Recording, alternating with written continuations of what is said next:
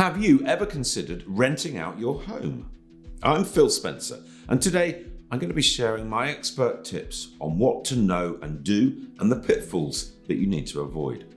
Now, whether you're thinking about letting a single room or the whole house, whether you're thinking it's long-term or as a holiday let, you're going to need to make sure that your property conforms to all of the regulations and is in a safe condition. It is, of course, essential that any work that you have done is carried out by qualified professionals. And to help you with this, we've popped a link below that will connect you to a trusted tradesperson. Do make sure you're subscribed to this channel and have your alerts turned on so you don't miss all the latest property news and advice from me and from MoveIQ. Renting out your home can be a good idea for a number of reasons.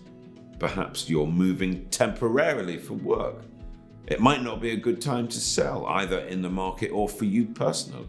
Or perhaps you're moving in with a partner and aren't actually ready to sell up. Sometimes people simply see renting their property as a chance to generate a bit of extra income. But the first thing to know is that if you have a mortgage, you must check whether your lender allows you to rent out your property. If you don't get permission and carry on and rent it out, then I'm afraid you will be committing mortgage fraud. Consent to rent is where your lender grants permission for you to rent out your home. This consent, which depends on things like how long you've been with them, the equity in the property, and of course your income, will usually last for a set period of time. For example, until your fixed rate mortgage comes to an end. However, if you've bought using Help to Buy or a similar scheme, then there are different rules which apply and you'll need to check them out. If you're renting your home out temporarily, and by that I mean anything up to a year, then your mortgage lender may give you consent to rent on your current mortgage. However, if you're planning to rent for longer periods or indeed permanently, you may need to switch over to a new mortgage deal, and that may well be something like a buy-to-let one. Even if all you want to do is rent out a room to a lodger, it's still a good idea to get approval from your mortgage lender. Just really to be on the safe side with that one.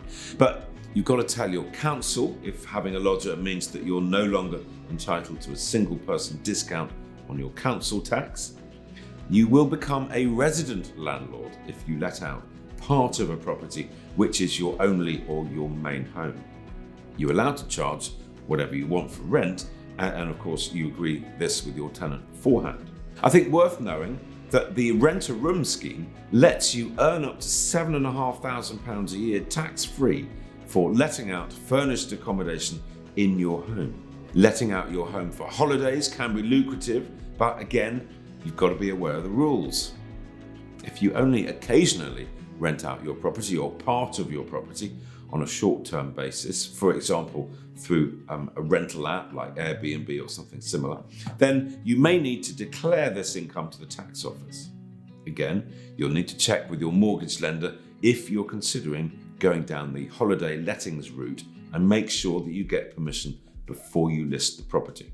Whether it's a room, whether it's a holiday let or a long-term rental arrangement, then you're going to need to keep the property well maintained and safe.